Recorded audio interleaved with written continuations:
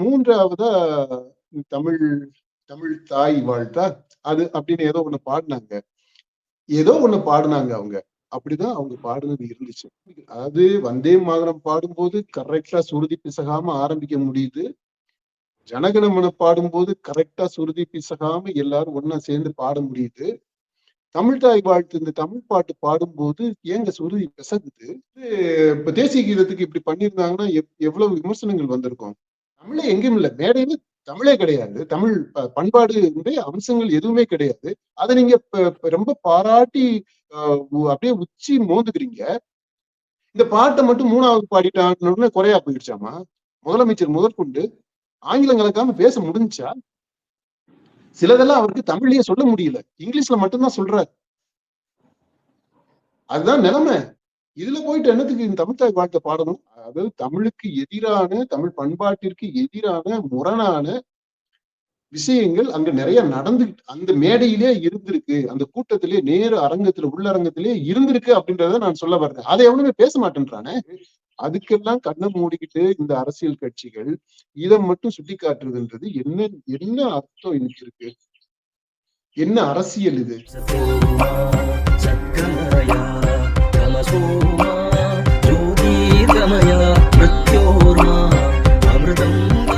தமிழ்தாய் வாழ்த்து கடைசியில மூன்றாவதாக பாடப்பட்டுச்சுங்கிறது ஒரு சர்ச்சையா எல்லாருமே பேசிட்டு இருக்காங்க. திமுக சிபிஐ எல்லாம் கூட அதற்கு எதிராக குரல் கொடுத்துட்டு இருக்கிறாங்க.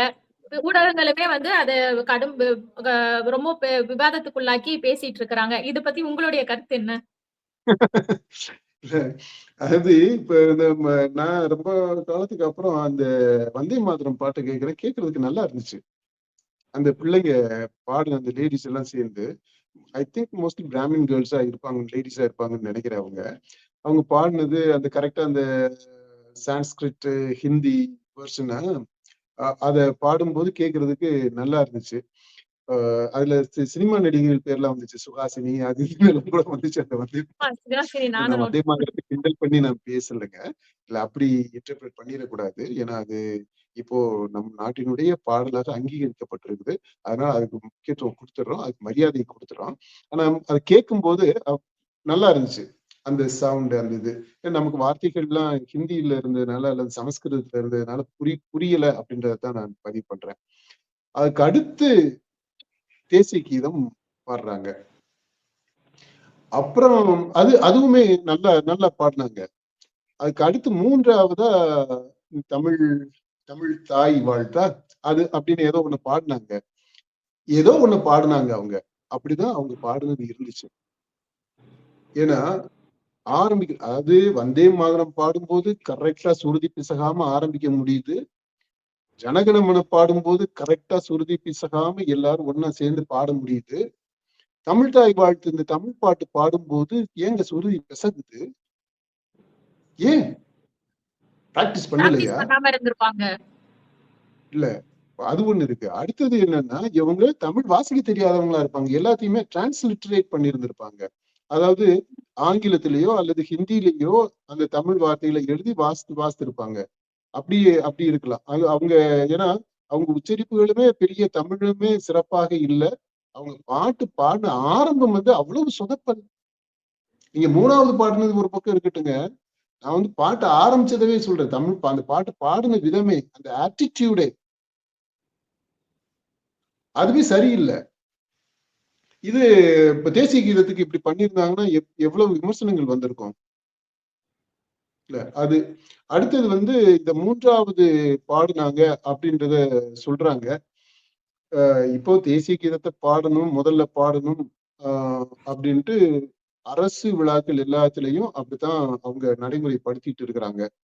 பாஜக அரசு, மத்தியில் இருக்கக்கூடிய அரசு, அவங்க சம்பந்தப்பட்ட விழாக்கள் எல்லாத்திலையுமே அப்படி செய்யறாங்க. தேசிய கீதம் இப்போ புதுசா அந்த வந்தே மாதரத்தையும் சேர்த்துக்கிறாங்க. அதுக்கு அடுத்து அப்படி போயிருது. இப்ப நம்ம இதுலதான் தமிழ் தாய் வாழ்த்துன்னு ஒண்ணு வச்சிருக்கிறோம். அதனால அதையும் பண்ணணுமே அப்படின்றதுக்காக, ஒரு கடமைக்காக அதையும் சேர்த்திருக்கிறாங்க. விழா முடியும் போது திரும்பவும் வந்தே மாதரமும் ஜனகணமனமும் பாடுறாங்க. அங்கேயும் ஒரு தடவை தமிழ் தாய் வாழ்த்தை சேர்த்து பாடினாலும் கூட நமக்கு கொஞ்சம் சாரி இருக்கும்.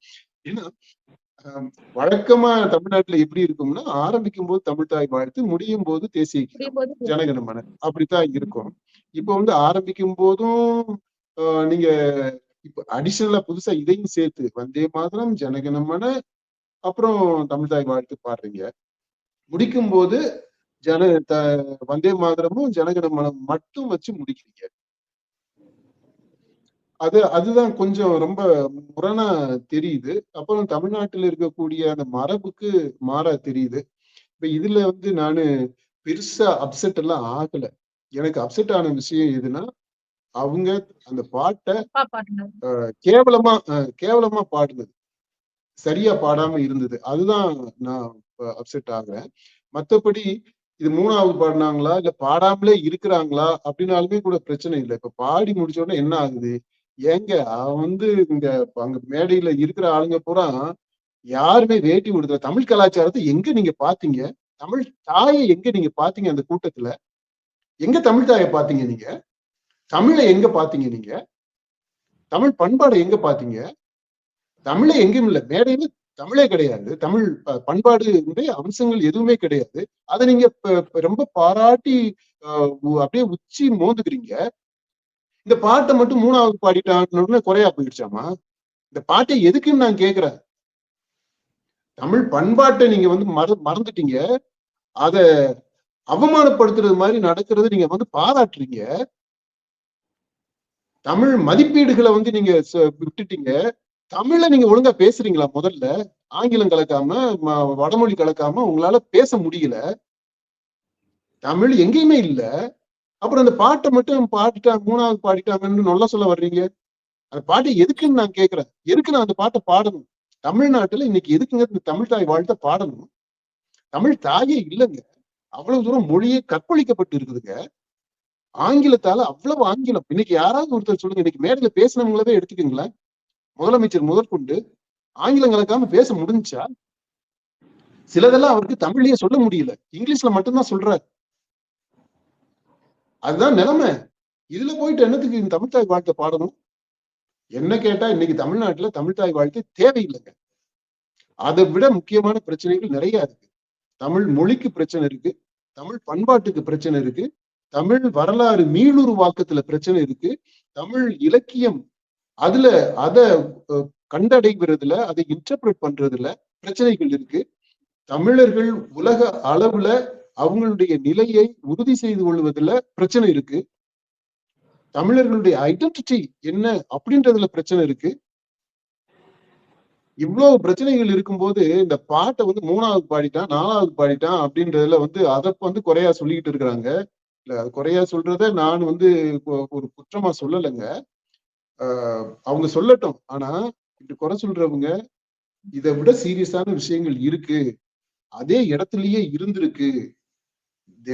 அதாவது தமிழுக்கு எதிரான, தமிழ் பண்பாட்டிற்கு எதிரான முரணான விஷயங்கள் அங்க நிறைய அந்த மேடையிலே இருந்திருக்கு. அந்த கூட்டத்திலே நேரு அரங்கத்துல உள்ளரங்கத்திலே இருந்திருக்கு அப்படின்றத நான் சொல்ல வர்றேன். அதை எவனுமே பேச மாட்டேன்றானே. மத்ததெல்லாம் நீங்க கொண்டாடுறீங்களே, இதை மட்டும் கண்டிக்கிறீங்க. இது அரசியல் கட்சிகள் தானே கண்டிக்கிறாங்க. இப்ப மேற்கு வங்கத்துல வந்து பாஜக தான் பதவியேற்று அங்க கூட வந்தே மாதரம் பாடல. ஆனா வந்து இங்க தமிழ்நாட்டுல வந்தே மாதரம் வந்து பாடுறீங்க அப்படிங்கறதா குற்றச்சாட்டா இருக்குது.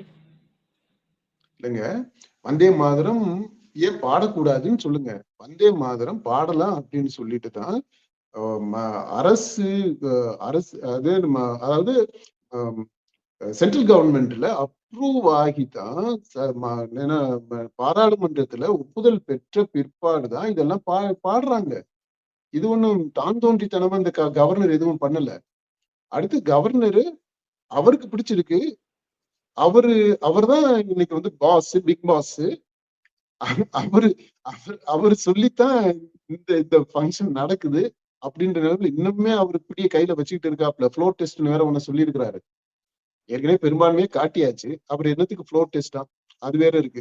அதை பத்தி பேசுறதுன்னா இன்னொரு காணொலியில நம்ம பேசுவோம். இப்ப அதனால அவருடைய சித்தாந்தம் இருக்கு. அதுபடி அவரு வந்தே மாதரம் பாடலாம் அப்படின்னு முடிவு பண்ணியிருக்கிறாரு.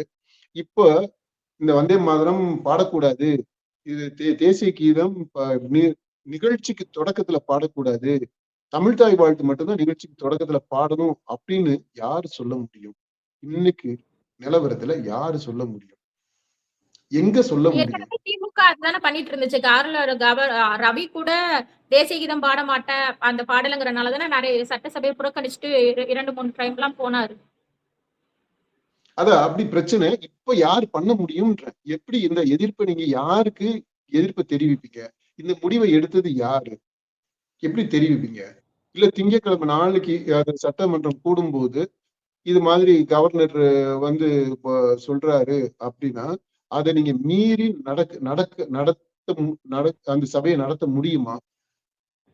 இல்ல அப்படிதானே இதுக்கு முன்னாடி நடந்துச்சு அப்படிங்கறதா சொல்ல வராங்க. இப்ப சிபிஐ கூட அவங்க சொல்லியிருக்காங்க நாளைக்கு எம்எல்ஏக்கள் பதவியேற்பு விழாவோட கூட தமிழ்த்தாய் வாழ்த்து தான் முதல்ல பாடணும் அப்படிங்கறத அவங்க ஒரு கோரிக்கையாவே வச்சிருக்கிறாங்க.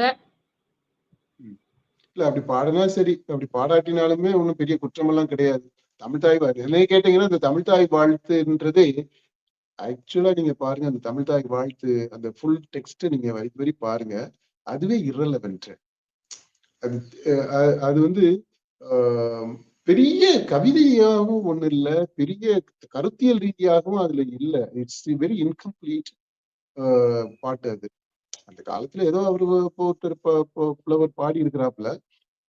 அது இருக்கிற பாடல்கள்ல இந்த தமிழ்நாட்டுக்கு கொஞ்சம் பொருத்தமாக இருக்கக்கூடியது என்று அதை தேர்ந்தெடுத்திருக்கிறோம். But that is not the best.